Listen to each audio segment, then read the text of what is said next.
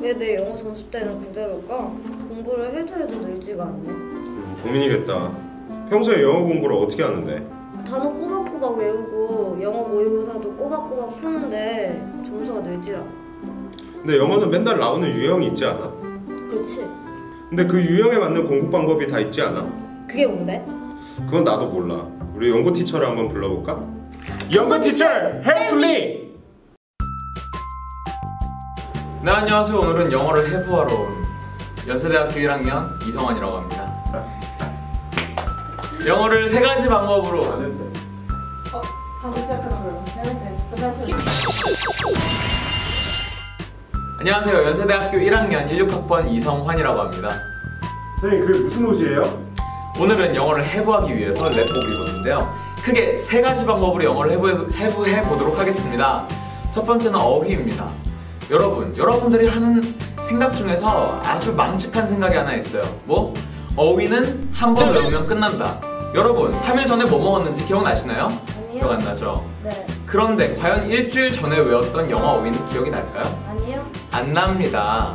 영어는 한 번에 완벽하게 외워야겠다는 생각을 버려주세요. 매일 한 단어, 100단어씩 쭉쭉 수능 때까지 외워야 합니다. 그래서 빠지는 물보다 들어가는 물이 많아야 밑빠진 독에 물을 충분하게 부어줄 수 있겠죠.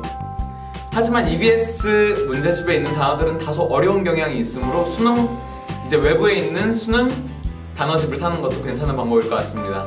자, 두 번째, 문법입니다. 문법은 서울에서 김서방 찾기예요. 여러분, 법 들어보셨어요? 법 별거 굉장히 많아요. 문법도 법 중에 하나인데 어떻게 그걸 한 번에 다 하시려고 하시나요?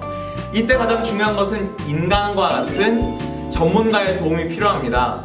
여러분들이 문법을 공부함에 있어서 토대를 쌓고 그 이후에 책이나 EBS와 같은 방법을 사용함으로써 세세한 문법을 배워나가는 것이 중요합니다. 그래서 처음에는 꼭 전문가 또는 인강으로 토대를 잡아주세요. 마지막은 듣기입니다. 듣기는 실수만 없으면 되겠죠.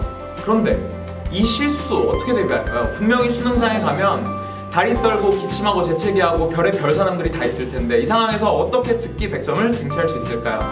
여러분들이 그 상황에서 듣기를 하면 됩니다. 이제 일반적인 오디오 시스템에서 1.2배에서 1.5배 정도로 듣기를 맞춰놓고 최대한 볼륨을 낮춘 후 시끄러운 카페나 동생 옆에서 공부를 해보세요.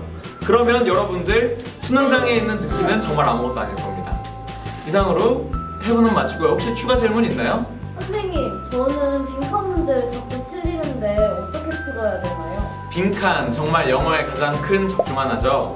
빈칸 같은 경우에 자신의 생각을 없애는 게 가장 중요합니다.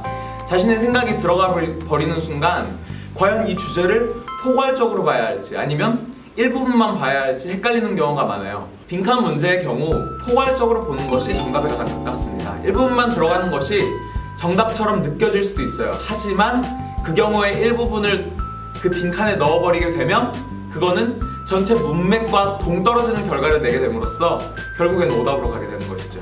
그래서 저는 여태까지 나왔던 역대급 기출문제를 풀어봄으로써 과연 평가원은 어떤 시각으로 영어 문제를 접하고 있는가를 아는 것이 굉장히 중요하다고 생각합니다. 반대로 사설 변형 문제는 최대한 지양하는 것이 좋겠죠. 이상으로 영어 해부를 마치겠습니다.